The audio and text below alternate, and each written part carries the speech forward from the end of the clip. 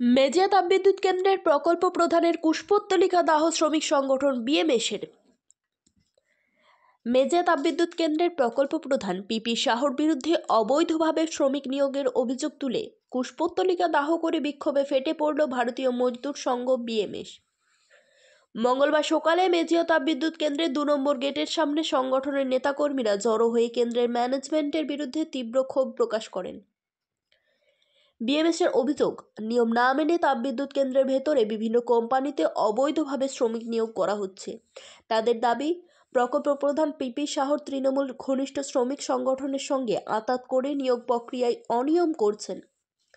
অভিযোগের বিষয়ে প্রশ্ন করা হলে তাপবিদ্যুৎ কেন্দ্রের প্রকল্প প্রধান বলেন তিনি বাইরে আছেন। ডিজিএম রবিশঙ্কর বাবু জানান, আমি এ বিষয়ে কিছুই জানি না।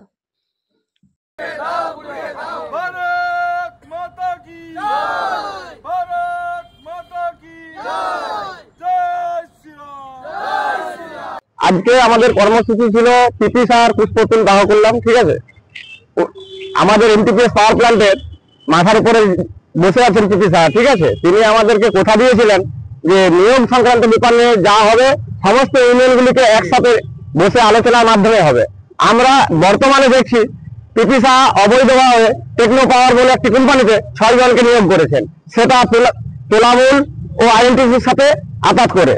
এই আঘাত আমরা মানছি না, আর এই নিয়োগও আমরা মানছি না।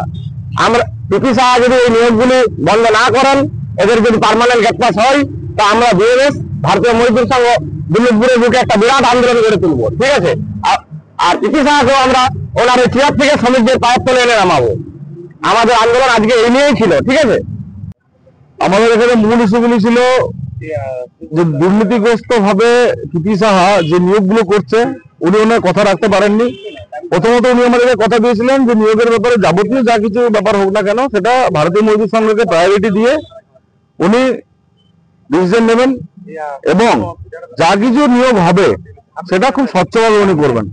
কিন্তু এই আইএনটিটিসি এবং তোলামূলের সাথে একটা বিনিময়ের ব্যাপার উনি করেছেন, সেটা কি বিনিময় বলছি না, যারা বুদ্ধিমান তারা অবশ্যই বুঝতে পারছেন সেটা একটা বিনিময় হয়েছে।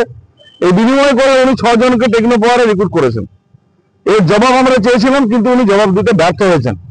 তাই আজকে আমরা এমটিপিএস এর গেটের সামনে ওনার কুশপুত্তলিকা দাহ করে ধিক্কার জানালাম, এবং ওনাকে তার সাথে সাবধানও করলাম, যদি উনি এরপরে না শোধরান তাহলে ওনার এইচওপি চেয়ার থেকে পিপি সাহা মহাশয়কে টেনে শ্রমিকদের পায়ের নিচে আনা হবে, এবং ভারতীয় মজদুর সংঘ বাঁকুড়া জেলা এই গেটের সামনে এক বৃহৎ আন্দোলন গড়ে তুলবে, যেটা উনি তৈরি থাকুন আগামী দিনে ফেস করার জন্য।